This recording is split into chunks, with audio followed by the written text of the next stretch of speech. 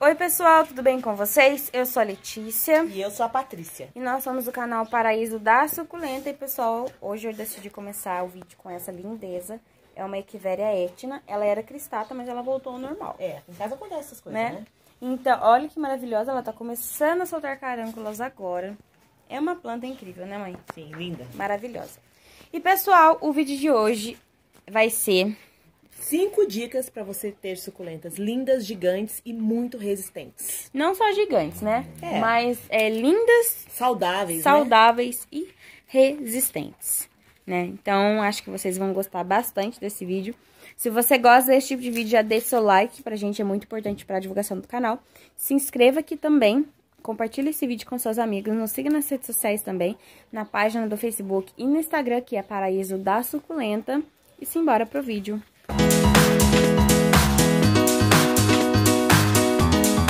E agora, eu vou começar aqui com essa linda. É uma Echeveria verrugas, Linda. né?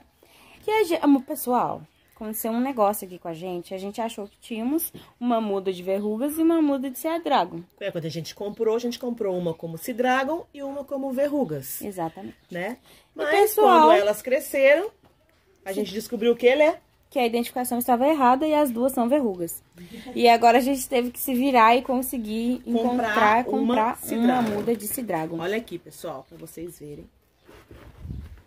2 mudas da mesma planta. 2 mudas da Echeveria verrugas, lindíssimas as duas, né, maravilhosas. Mas são 2 verrugas, a gente tá precisando aí, tá adquirindo outra Sea Dragon, porque nós já compramos uma, aleluia, né, mãe? A gente é dessas, pessoal, quando a gente casqueta com uma planta, a gente vai e compra essa planta. Na realidade, eu gosto, né? A Lê também aprendeu a gostar. A gente sempre tem 2 matrizes de cada planta, né? É.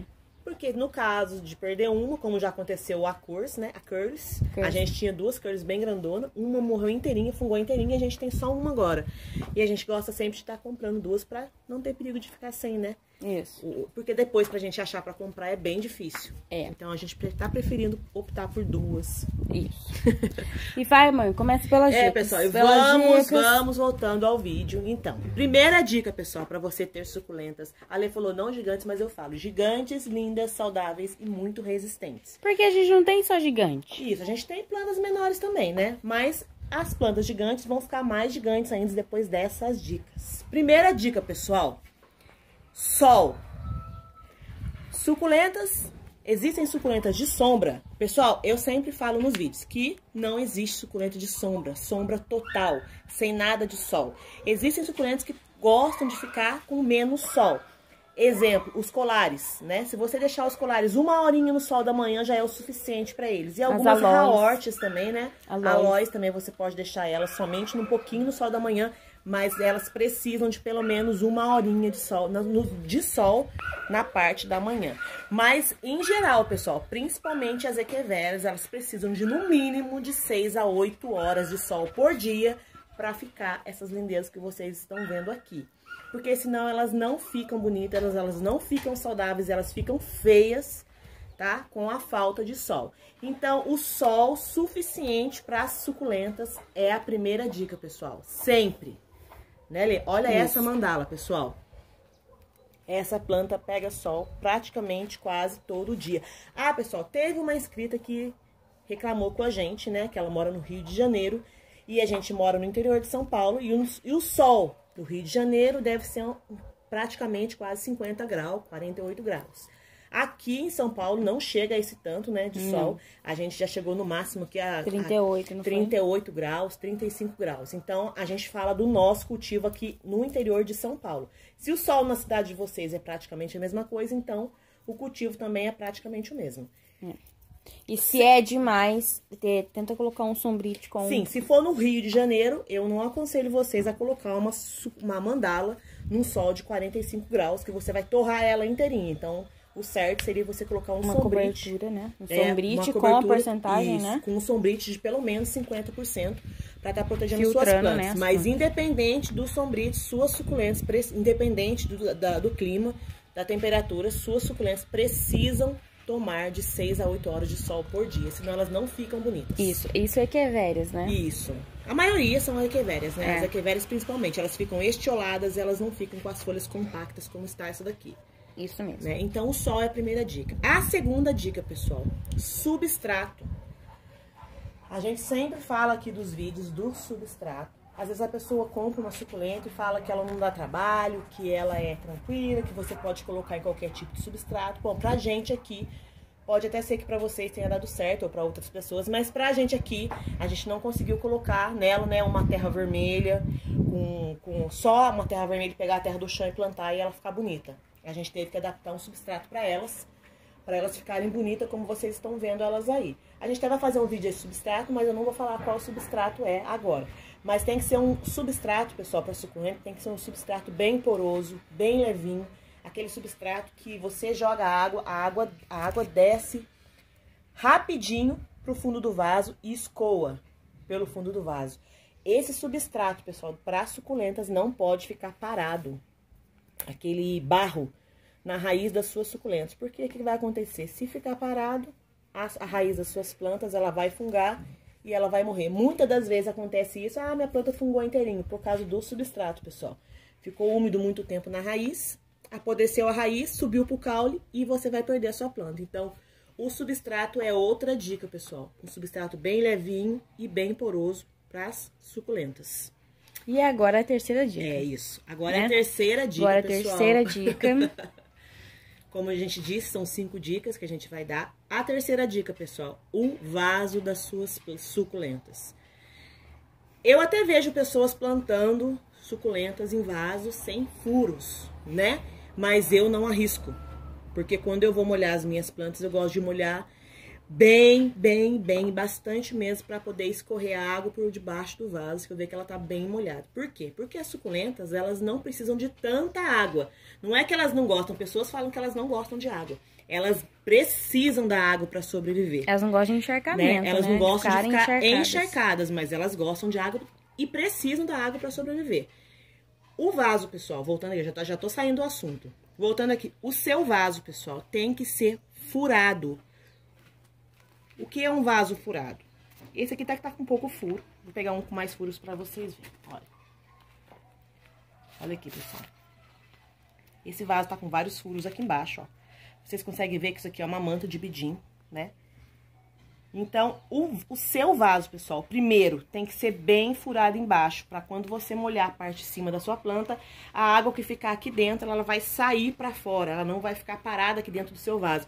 Porque se esse vaso não tem furo, a água vai ficar aqui dentro parada. E vai acontecer o quê? A raiz vai ficar encharcada dentro da água e você vai perder a sua planta. Segunda coisa, pessoal, um vaso precisa ter drenagem. Aqui a gente coloca mais ou menos 50% de drenagem em cada vaso. O que a gente usa? A gente usa isopor picadinho. Mas você pode estar usando pedrisco, argila expandida, carvão, caco de telha quebrado também. E assim, pessoal, um tanto 50%. Porque as raízes das suculentas, elas não são profundas, elas são largas. Então, esse espaço de terra já é o suficiente para elas. Isso. Né? Então, a drenagem do vaso.